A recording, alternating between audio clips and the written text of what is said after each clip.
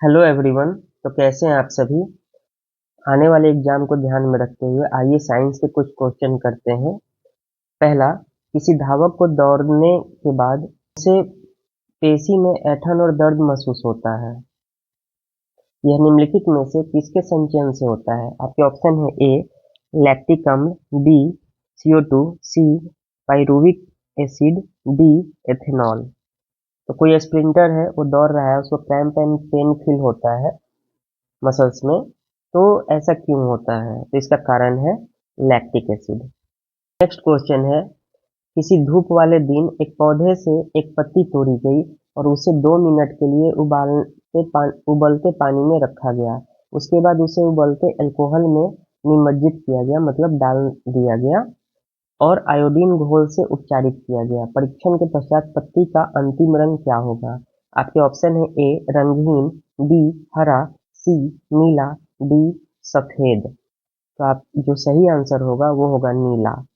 Next question है, यदि मानव रुधिर लाल रुधिर कोशिकाओं मतलब आरबीसी रेड ब्लड सेल्स को पृथक किया जाता है और उन्हें सामान्य लवण के घोल मतलब जो नॉर्मल सेलाइंस होते हैं उसमें तनुकृत किया जाता है, मतलब आइसोटोनिक सॉल्यूशन में डाल दिया जाता है, तो आरबीसी को क्या होगा, आरबीसी पर क्या इफेक्ट पड़ेगा। आपके ऑप्शन है ए द आरबीसी विल स्वेल मतलब फूल जाएगा, स्वेलिंग जिसको बोलते हैं। बी आरबीसी फूल जाएगा और फट जाएगा, मतलब स्वेल भी कर जाएगा और ब्रस्ट भी होगा। सी आरबीसी सिकुड़ जाएगा, श्रिंक हो जाएगा। डी नो चेंजेज आरबीसी के व्यास में कोई परिवर्तन नहीं होगा। तो सही आंसर इसका क्या होगा, आप सोचिए। तो इसका जो सही आंसर होगा वो होगा डी, इसमें कोई बदलाव नहीं होगा। अगर हम आरबीसी को पृथक करके और अगर नॉर्मल सेलाइंस में डालते हैं जो आइसोटोनिक सॉल्यूशन होते हैं तो कोई चेंज नहीं होगा। मैंने बताया था कि आइसोटोनिक सॉल्यूशन पर क्या प्रभाव पड़ता है, फिर बताया था कि हाइपोटोनिक सॉल्यूशन में क्या इफेक्ट पड़ता है, फिर हाइपरटोनिक सॉल्यूशन में क्या इफेक्ट पड़ता है। तो आप बायोलॉजी वाले वीडियो को देखिए, उसमें आप समझ जाएंगे। नेक्स्ट क्वेश्चन है, यकृत द्वारा स्रावित पीट के संबंध में निम्नलिखित में से कौन सा कथन सही नहीं है, ये पूछा जा रहा है। पहला है पीट में लिपिड्स के पाचन के लिए एंजाइम होते हैं। दूसरा है पीट वसाओं के पाइसीकरण में सहायक करते हैं, मतलब इमल्सिफिकेशन में जो फैट्स होते हैं उसको इमल्सिफाई कर देता है। सी पीट अमाशय से आने वाले खाद्य के अम्लीय पीएच को न्यूट्रलाइज कर देता है, मतलब उदासीन करता है। डी पीट खाद्य के पीएच को क्षारीय करता है और अग्न्याशी एंजाइमों की क्रिया को सुगम बनाता है। जो पहला है पीट में लिपिड्स के पाचन के लिए एंजाइम होते हैं, ये सही नहीं है। ठीक है। नेक्स्ट क्वेश्चन है, सामान्य मनुष्य का रक्तदाब 120/80 mmHg होता है। ये संख्याएं रक्तदाब को दर्शाती है। तो मिलीग्राम और Hg जो होता है मरकरी का साइन है, तो ये कई बार पूछ लेते हैं कि हम रक्तदाब को मापते किस में हैं, तो ध्यान रखिएगा mmHg नहीं मापते हैं। और यह पूछ रहा है कि रक्तदाब को दर्शाती है, ये संख्याएं क्या दर्शाती है। आपके ऑप्शन है ए क्रमशः नीले संकुचन और नीले विश्रांति, ventricular contraction and ventricular relaxation respectively. B है कि ventricular relaxation ventricular contraction respectively. C है आलिंद संकुचन और आलिंद विश्रांति, auricular contraction and auricular relaxation. D है ventricular contraction and auricular contraction respectively. तो देखिए 120/80 जो दर्शाता है, ये दर्शाता है ventricular contraction and ventricular relaxation को। ठीक है, क्रमशः नीले संकुचन और नीले विश्रांति को दर्शाता है। नेक्स्ट क्वेश्चन है, कोई व्यक्ति किसी खड़ी चट्टान क्लिफ के सामने पटाखे जलाता है और विस्फोट के 5 सेकंड के बाद उसकी प्रतिध्वनि सुनाई दे रही है। प्रतिध्वनि का मतलब इको। यदि ध्वनि की चाल 340 मीटर पर सेकंड हो तो खड़ी चट्टान से व्यक्ति की दूरी कितनी होगी। ए 1700 मीटर, बी 170 मीटर, सी 85 मीटर, डी 850 मीटर। तो देखिए ये आसान है, दूरी बराबर हम क्या बोलते हैं, चाल गुने समय होता है, और चाल कितना दिया है 340, और गुने समय कितना होगा तो 5 सेकेंड। लेकिन प्रतिध्वनि है तो डिस्टेंस क्या हो जाएगा, ये मतलब आप दूरी का आधा कर देंगे तो वो आपका डिस्टेंस हो जाएगा। तो यहाँ देख लीजिए ये कितना होगा 1700, 1702 बाई 2, तो 850 मीटर इसका आंसर हो जाएगा। नेक्स्ट क्वेश्चन है, माइक्रोफोन और मोबाइल फोन के स्पीकर के बारे में निम्नलिखित कथनों पर विचार कीजिए। पहला, माइक्रोफोन ध्वनि को यांत्रिक संकेत में परिवर्तित करता है, मैकेनिकल सिग्नल में। माइक्रोफोन ध्वनि को विद्युत संकेत में परिवर्तित करता है, इलेक्ट्रिक सिग्नल में।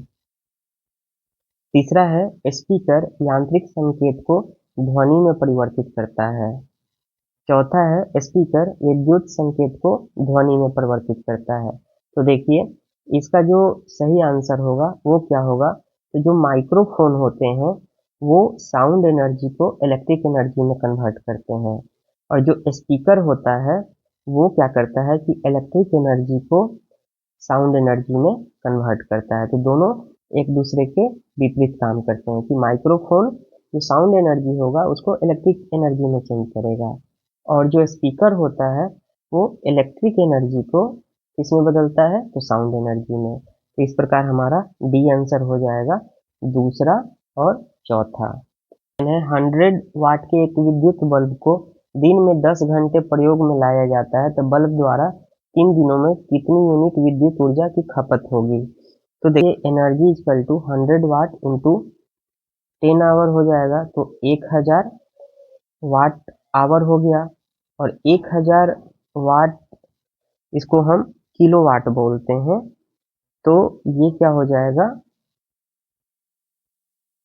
1000 वाट इक्वल वाट आवर को 1 किलो वाट आवर बोलते हैं। तो ये 1 यूनिट हो गया, और ये 1 यूनिट हो गया तो 3 दिन हम यूज करेंगे तो ये 3 यूनिट हो जाएगा। तो इसका सही आंसर क्या होगा, ए। नेक्स्ट क्वेश्चन है, एक समान त्वरण के साथ सीधी रेखा में गति करने वाले किसी कण के लिए वेग समय ग्राफ के अंतर्गत क्षेत्र क्या निरूपित करता है। तो यहाँ एक्सेलरेशन क्या है हमारा, समान है। तो अब देखते हैं ऑप्शन ए उसका औसत वेग, बी उसका निवल विस्थापन, सी उसके द्वारा तय की गई दूरी, डी उसकी औसत चाल। तो ये क्योंकि एक समान त्वरण है और वेग समय ग्राफ है तो ये निवल विस्थापन को शो करता है। नेक्स्ट क्वेश्चन है 10वां, 10 सेंटीमीटर फोकस दूरी वाले लेंस की क्षमता क्या होगी। तो देखिए 10 सेंटीमीटर इक्वल टू क्या हो जाएगा 0.10 मीटर, और जो क्षमता होती है पावर इक्वल टू 1/f होता है। तो 1 अपॉन क्या हो जाएगा 0.1, तो ये क्या आ जाएगा 10 डायोप्टर। तो सही आंसर क्या होगा 10 डायोप्टर। 11वां क्वेश्चन है, वायु में मैग्नीशियम रिबन के जलने से संबंधित निम्नलिखित कथनों पर विचार कीजिए। पहला, मैग्नीशियम ऑक्साइड एक श्वेत चूर्ण बनाता है। दूसरा, यह दहन अभिक्रिया का एक उदाहरण है। तीसरा, ऊष्मा और प्रकाश उत्पन्न करता है। उपयुक्त में से कौन सा कथन सही है। ए केवल 1 और 2, बी केवल 1 और 3, सी केवल 2 और 3, डी 1 2 3। तो ये तीनों ही सही है। क्वेश्चन है, नीचे दिए गए अभिक्रिया के संबंध में कौन सा कथन सही है। CaO कैल्शियम ऑक्साइड सॉल्यूशन है प्लस H2O जल को मिलाते हैं तो कैल्शियम हाइड्रोक्साइड एक्वा बनता है और ऊष्मा जनरेट होती है। पहला है, बिना बुझे चूने के घोल का प्रयोग दीवारों की पुताई के लिए किया जाता है। ठीक। दूसरा है कि बुझे चूने के घोल का प्रयोग दीवारों की पुताई के लिए किया जाता है। तीसरा है, दीवारों पर कैल्शियम कार्बोनेट की पतली परत बनाने के लिए कैल्शियम ऑक्साइड वायु में विद्यमान CO2 के साथ मंद गति से अभिक्रिया करता है। और चौथा है कि बुझा हुआ चूना नाम से ज्ञात है कैल्शियम हाइड्रोक्साइड एक अकार्बनिक यौगिक है। नीचे दिए गए कूट का प्रयोग कर सही उत्तर का चुनाव करें। ठीक है, तो आपके ऑप्शन है ए केवल 1 और 4, बी 2 और 4, सी 2 और 3, डी 1 3 और 4। तो आप समझ लीजिए जब ये रिएक्शन हो गया तो सी ये OH का जो होल टू एक्वा है इसी को हम बुझा हुआ चूना कहते हैं, बुझा हुआ चूना। तो इसका नाम है कैल्शियम हाइड्रोक्साइड। यह एक अकार्बनिक यौगिक है। तो ये चौथा हमारा सही है। दूसरा, बिना बुझे हुए चूने के घोल। तो बिना बुझे हुए चूने के घोल से पुताई कैसे करेंगे आप? तो ये पहला गलत है। तो पहला गलत है, एक गलत, डी गलत, और हमारा चौथा सही है। तो इस प्रकार देखिए डी आंसर सही हो जाएगा। और दूसरा जो है, बुझे चूने के घोल का प्रयोग दीवारों की पुताई के लिए किया जाता है। बिल्कुल ये सही है। दीवार। नेक्स्ट क्वेश्चन है, ज्वाला पर लेड नाइट्रेट चूर्ण के तापन हीटिंग के संबंध में निम्नलिखित में से कौन सा कथन सही है? तो जो लेड नाइट्रेट होता है उसका जो फॉर्मूला होता है PbNO3 का होल 2 होता है, और जब हम हीटिंग करते हैं तो क्या होगा वो बताना है आपको। तो देखिए आपके ऑप्शन है, पहला एनो का भूरा धूम निकलता है, दूसरा मतलब फ्यूम निकलता है, दूसरा रंगहीन O2 गैस निकलती है, तीसरा यह ऑक्सीकरण अभिक्रिया का एक उदाहरण है, चौथा यह NO2 गैस के उत्पादन के लिए प्रयुक्त ऊष्मा अपघटन थर्मल डिकम्पोजिशन का एक उदाहरण है। नीचे दिए गए कूट का प्रयोग कर सही उत्तर चुनिए। तो आपके ऑप्शन हैं ए 1 और 2, बी 2 3 4, डी 1 3 और 4, ये सी होगा, और डी केवल 2 और 4। तो देखिए अगर हम इसको गर्म करते हैं हीट, तो क्या बनेगा? तो ये लेड ऑक्साइड बनता है, फिर इसके साथ नाइट्रोजन ऑक्साइड निकलता है, और फिर आपको O2 निकलता है। तो देखिए यहाँ NO दिया है, तो ये गलत हो गया मेरा। अब आप देखिए नाइट्रोजन के ऑक्साइड डिकम्पोजिशन के बाद निकल रहा है, इसका मतलब ये थर्मल डिकम्पोजिशन का उदाहरण है। तो चौथा मेरा सही हो गया। O2 निकल रहा है, तो ये दूसरा मेरा सही हो गया। तो 2 और 4 इसका सही आंसर होगा। ठीक है। नेक्स्ट क्वेश्चन है, निम्नलिखित में से कौन सी ऑक्सीकरण अभिक्रिया नहीं है? ए लोहे पर जंग लगना, बी सोडा बोतल खोलना, सी विकृत गंधिता रेंसिडिटी, डी दहन। तो देखिए ऑक्सीकरण होता क्या है वो समझ लीजिए। तो बेसिकली ऑक्सीकरण में क्या होता है, इलेक्ट्रॉन का लॉस होता है, साथ में ऑक्सीजन जो होता है जुटता है, प्लस होता है, और हाइड्रोजन माइनस मतलब हाइड्रोजन निकल जाता है। तो इसी को सामान्यतः हम कोई भी रिएक्शन होगा, अगर उसमें ऑक्सीजन जुड़ रहा है, हाइड्रोजन का लॉस हो रहा है, तो उसको ऑक्सीकरण या ऑक्सीडेशन कहते हैं। अब देखिए लोहे पर जंग लगना, तो लोहे पर जब भी जंग लगेगा तो इसमें क्या होगा कि ऑक्सीजन जुट जाएगा, Fe2O3 बोलते हैं। तो चूंकि Fe के साथ क्या होगा, ऑक्सीजन ऐड होगा और H2O नमी होगी, तभी तो जंग लगेगा, तो Fe2O3 बन जाएगा। इसलिए ये तो ऑक्सीकरण अभिक्रिया है। सोडा बोतल खोलना, तो इससे CO2 गैस रिलीज हो रहा है, मतलब ऑक्सीजन एक तरीके से इसमें से रिलीज हो रहा है, ऑक्सीकरण अभिक्रिया नहीं है, तो इसीलिए डी हमारा आंसर हो जाएगा। ठीक। नेक्स्ट पूछ रहा है कि शीघ्र और दक्ष अनुक्रिया के लिए प्राणियों में प्रतिवर्तन चाप रिफ्लेक्स आर्क विकसित होते हैं। निम्नलिखित में से कौन सा अनुक्रम प्रतिवर्तन चाप मतलब रिफ्लेक्स आर्क सटीक रूप से निरूपित कर रहा है? Reflex arcs are evolved in animals for quick and efficient response. Which one of the following sequence correctly represent the reflex arc? तो क्या हो सकता है? आपके ऑप्शन है ए रिसेप्टर, उसी में साथ में sensory neuron, relay neuron in spinal cord brain, motor neuron और इफेक्टर। बी है receptor, sensory neuron, brain, relay neuron in spinal cord, motor neuron और इफेक्टर। सी है receptor, motor neuron, relay neuron in spinal cord, sensory neuron और effector. और D है ग्राही प्रेरक neuron, मस्तिष्क संवेदी न्यूरॉन और कार्यकर। तो देखिए इसमें जैसे बोल रहा है कि कोई व्यक्ति कैसे उसका रिफ्लेक्स तेज होता है, फास्ट होता है और इफिशियंट होता है। तो सबसे पहले होता है रिसेप्टर। हम किसी चीज़ को रिसेप्ट करते हैं, वो जुड़ा होता है सेंसरी न्यूरॉन से, तो वो सेंस हमको होता है, और जैसे ही सेंस होगा वैसे ही rely neuron in spinal code, तो ये जो रिलाई न्यूरॉन होता है उससे कनेक्ट होता है, फिर ये जो संकेत देता है वो ब्रेन को देता है, और ब्रेन में जो है मोटर न्यूरॉन वो उसको पहचान लेता है, देन इफेक्टर हम उपयोग करते हैं कि हमें क्या करना है।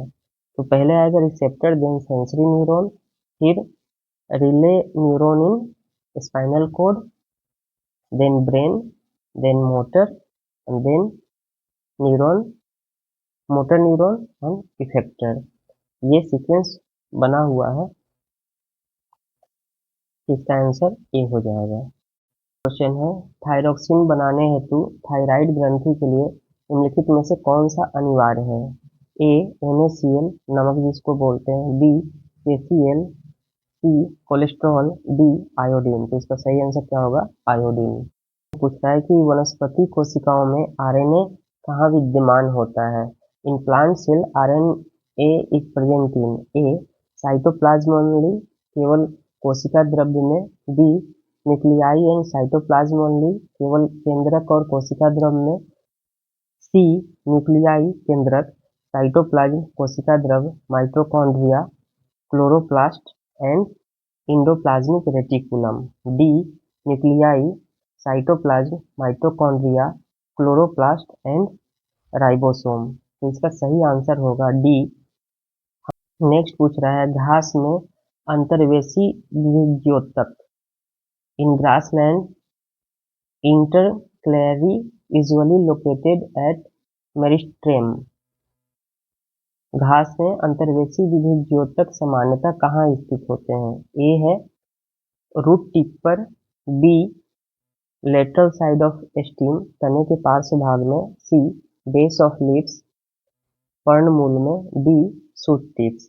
तो ये जो पाए जाते हैं अंतर्वेशी द्वितीयोतक, ये पाए जाते हैं सी बेस ऑफ लीव्स, मतलब जो पर्णमूल होता है उसके आधार पर ये पाए जाते हैं। नेक्स्ट क्वेश्चन है, पौधे में जल के ऊर्ध्वमुखी चालन के लिए जाइलम एक प्रकार का सम्मिश्रित उत्तक होता है। निम्नलिखित में से कौन सा जाइलम उत्तक जीवित कोशिकाओं से बना होता है? पहला है वाहिनिका, बी वाहिका, सी जाइलम मृदुतक, डी जाइलम फाइबर। तो इसका सही आंसर होगा सी जाइलम मृदुतक बोलते हैं इसको, जाइलम पेरेनकाइमा। ठीक है, तो ये ध्यान रखिएगा। क्वेश्चन है, हाइड्रोजन बम और यूरेनियम बम क्रमशः किस पर आधारित होते हैं?